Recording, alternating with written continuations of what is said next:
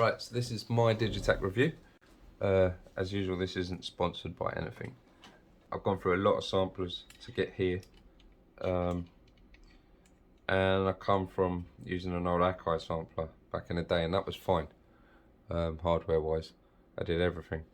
But let's start with the so-called downfalls of this. Mono.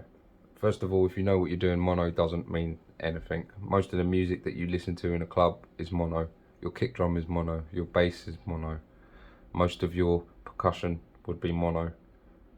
If you were sampling a stereo drum loop, in most scenarios, on a per hit basis, I would choose what side left or right I wanted. If we were just going to go into that much detail of it, the fact that this pulls a stereo file into mono probably does a better conversion than if you did it on the computer anyway, I would imagine. There's no phasing with it. I think it does take the left side or the right side.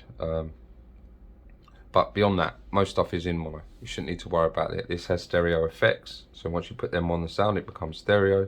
It also has panning, which obviously is synonymous with stereo. Without panning, there is no stereo. So that's a no-brainer. That doesn't really mean anything. You can put massive files on it. You just have to transfer them over the computer. But you can sample up to 32 seconds on it, which is decent enough for a sampler. Especially, you know, if you're not using other people's music. Right, so let's start from the beginning. I'm gonna make sure that we've got a new track. Yep. So it's an 8-track sampler. Well, technically it's a 16-track. It's an 8-track sampler with 8 MIDI channels as well. And all 16 of them have their own lanes, so they can all be sequenced individually. So this can, and so on. So let's start with the kick drum. So when record isn't hit, you are triggering drums. When you press record and it's red, the last drum you hit will be sequenced. So now we should have 4 on the floor.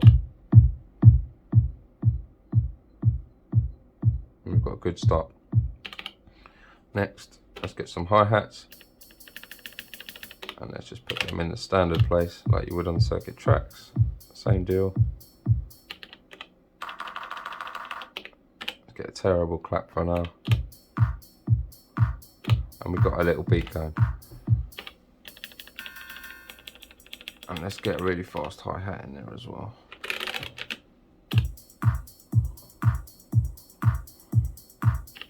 Let's turn it up a bit. Let's turn our kick drum down. Right, so the way the Digitect is so good is because every sample you have the note you trigger it and all velocity and all of that kind of stuff. You have tuning and you have bit reduction and you have the ability to loop, and when you hit source again you can see the waveform, and if you was to loop it you can see exactly what you're doing and blah blah blah. Lovely screen. You can also loop it in reverse as well. And then you've got filter. And you've got filter envelope. And then you've got a second filter, which is really nice. And I suggest that you use that as a performance tool. Maybe I'll get to that later. You've got amp, and you've got 2 LFOs per track. So I'm going to start a new track because it looks like I've done some stuff. So create new, say project, no, yes. Right, so it starts a new project. So put our 4 to the floor down again. We get a hi-hat. And we get this fast one. And we should be exactly where we left off. I'm gonna put a clap. Oops. Okay. Nothing special yet. But I'll show you where this gets really interesting. Right, so first of all, remember we're using a factory presets here, so I'm going to put this on loop. And I'm going to...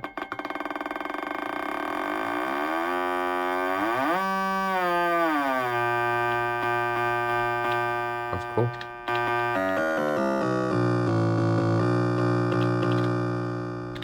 Right, so I've looped it and I've tuned it down a bit. Now we're going to put a filter envelope on it.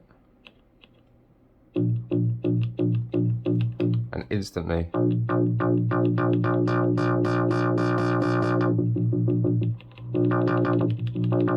We've got lovely envelope, lovely bass line. So let's just put every note. As you can hear, it's a bit brick wall. So we're going to make the volume duct like a sidechain. We'll have maximum depth for now. Set the first trigger to start the LFO. So every time it gets, it starts here, does its thing, starts again, and so on. Let's play it, see what happens.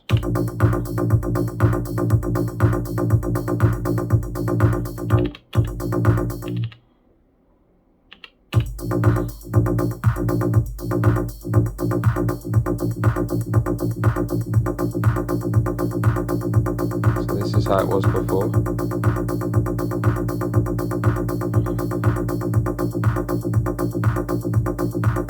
Also going to put the wave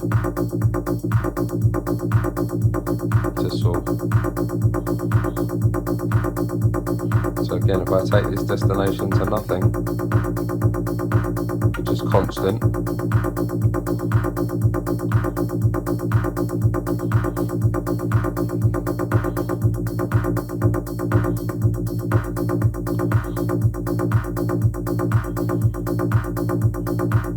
so that's nice.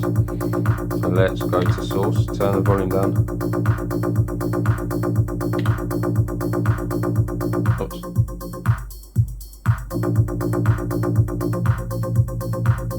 That's even nicer. So what I did there is I moved the start point, so it's still looping, but it starts from a different place.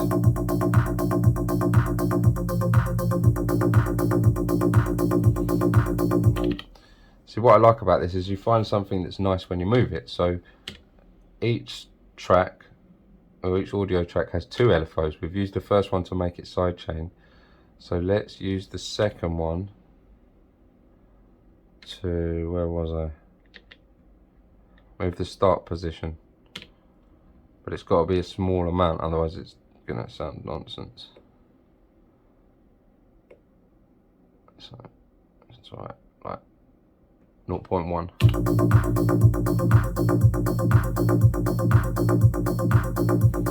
That sounds quite nice. Right, let's get rid of this stupid clap and let's start tailoring it a little bit. So to do this, you press this cog button, you go into samples. You've got 127 sounds per project, I'm going to say. Right, so what do we want? We want some hi-hats for a start. So let's go drums, cymbals. Let's get some closed ones. I'm just going to pick some at random. You can do select all, but I don't want to fill it up. So go to project, 21 samples, all done.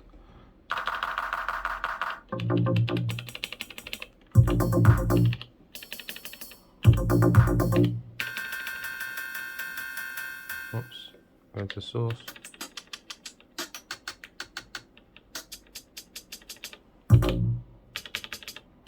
Stick that in there.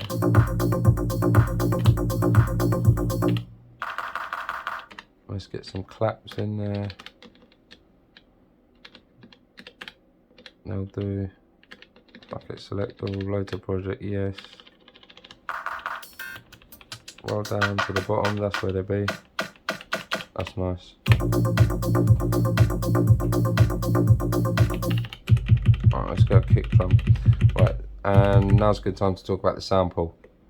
So just like in Ableton, you've got strips that you can save a strip in Ableton. So you can save a whole channel with effects on it and blah blah blah, and it's really useful. I've got a folder on my computer called strips, and I use it all the time for my bass sounds, especially Serum. Alright, so we've got a nice kick drum there, and I've replaced it. And to do that, you literally press the sample button, press it down, choose what you want, either press it again or press yes, and it will load it to the channel that you was on.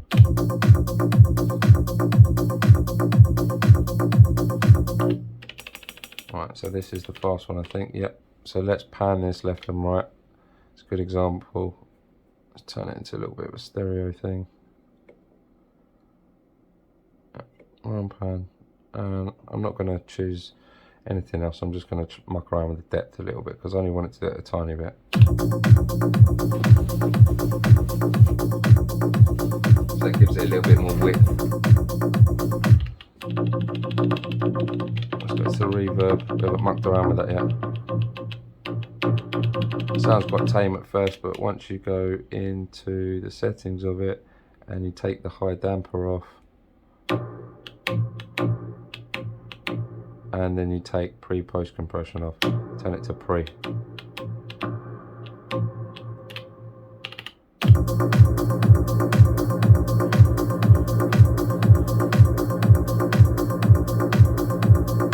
Alright, okay, so save the project, function, press the cog, bang. Choose where you want to save it, function clear to clear the name, hold function, and you just wiggle the up and down, left, right. So we'll call this one Daz, and then bang.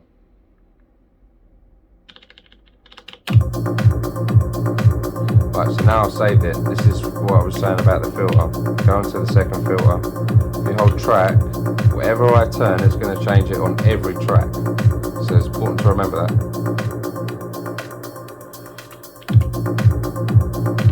So what you can essentially do is hold track, filter everything off, and then press function no to bring it back to the saved state. Because we just saved the tune, I've got no worry that I'm going to lose anything.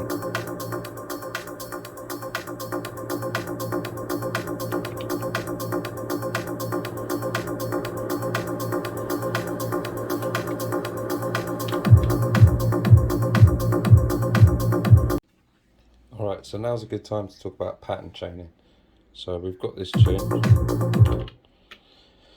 and it lives on pattern 1 out of 16, and they're in banks, but I don't use the banks, not yet anyway.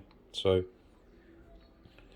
all we need to do is press function, copy, and at the top it says copy pattern. We then go to pattern 2 by holding pattern, pressing 2, and function paste. We've now got the same pattern in 2. And what I'm going to do to 2 is, you've got mutes, right? But these green mutes mean that it's going to mute it over all patterns. If you press it a couple of times, you get to purple mutes. So now this pattern, I don't want to have a kick drum. So if I play it, and maybe I also want it to have reverb on every channel. So a quick way of doing that, oops, turn the wrong knob. So now we've got 2 patterns.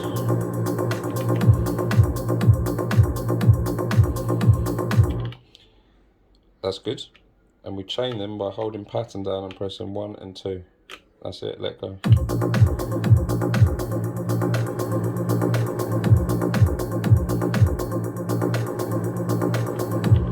Now the chain's a bit weird in that if you hold down 1 you can't press it again. So if you start it with pattern 16, then you can press 1, 1. Let's have that go 3 times and then 2.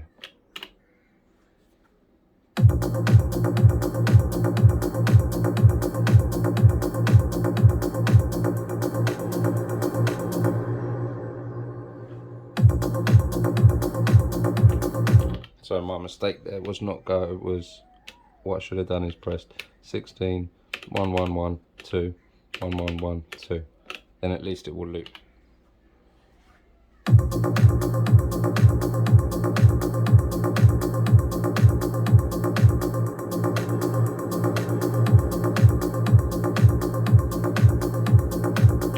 So song mode isn't really hard. On top of it, if you go to, where is it, the metronome, you can give yourself a pre-roll before it even starts anyway.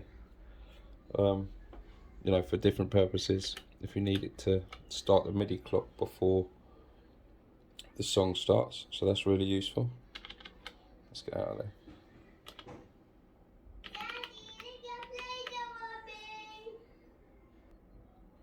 I'm not going to go into the Midi, controlling Midi too much, because I haven't gone into that myself. I've done it, it works, everything's good, you can control CCs all day, really good, nothing to complain about. The idea of sequencing in Midi though, you've got a root note, you choose your second, you choose your third.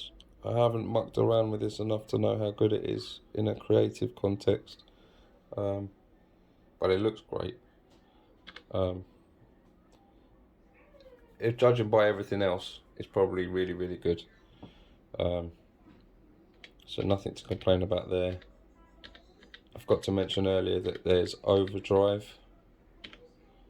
Let's go back to a MIDI track. There you go, overdrive on the amp section, as well as bit reduction. Really good for creative tools. The filter on it is just incredible. Where have we used this sound? This one. It's just really snappy. The resonance is really nice.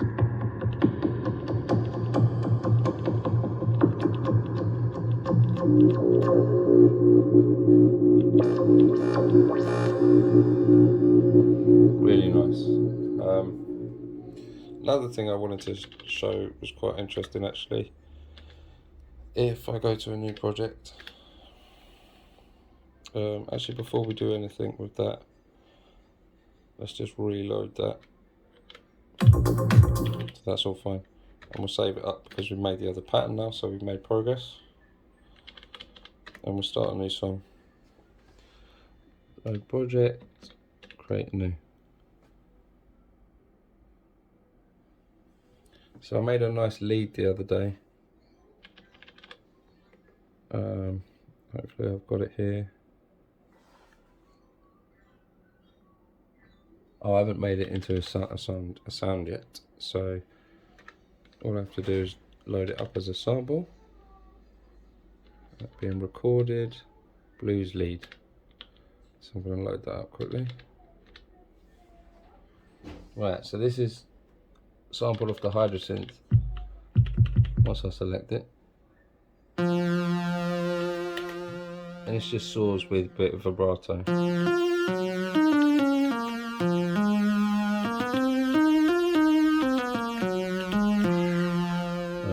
Wrong note there. So in order to make this sound really nice, on the Hydrosynth I added reverb, but when I sampled it I didn't want to sample it with reverb too much, so again, if we go into the reverb settings,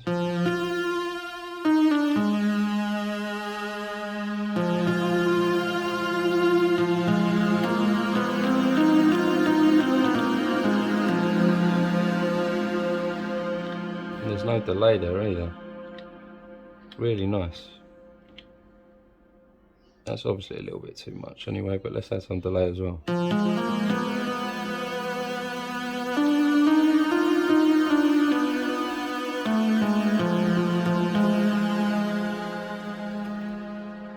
So yeah, it really can, one second, it really can turn something ordinary into something special with a reverb and delay.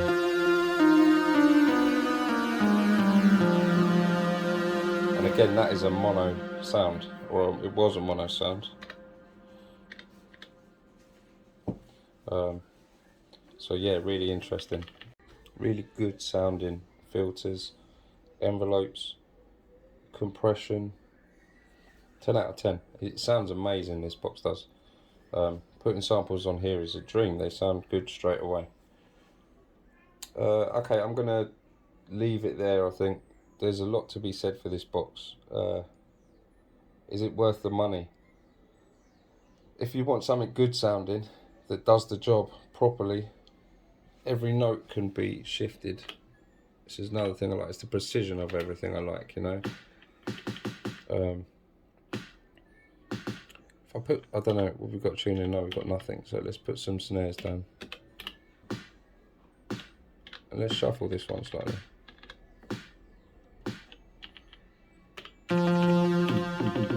Put some kind of kick drum here, otherwise we're not going to notice what it's doing.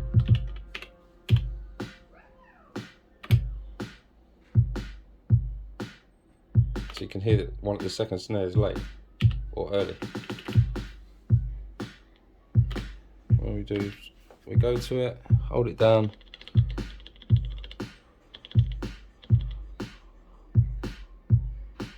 Now I've made it late, and let's add some reverb onto it. Why not?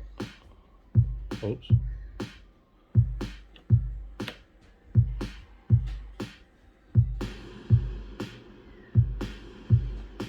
And we lock this one to nothing, and then you can do, if you hold shift and press down, that's got no notes in it, but I can use it to lock. So I've told the reverb to come off, so that's really interesting as well. But yeah, I'll leave it there. You could go on all day with this. I think it's worth the money. It's the best sampler I've ever used. It's so precise with everything. You've got 0.1 control over everything. Look, 0.00, 0.01. That kind of precision is hard to come by. You can hold the knob down if you want to go faster as well. If you're tuning, or you can tune it by note, or you can tune it up 24, which is 2 octaves, or down I think about 4 or 3. If you hold function, you can go up in 12s. Everything is really nice on it. Nothing to complain about whatsoever. I would give this device 9.5 out of 10. I haven't even talked about Overbridge yet. Get to that on another episode, I think.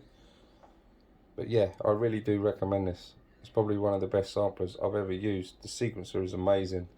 Every step can be parameter locked, so you could put 2 kicks, and that kick might need to be tuned up for a second, so you just hold it and turn the tuning knob up by a little bit. That step will be locked, and you can do up to 72 of those parameters per step, which is kind of mind-blowing.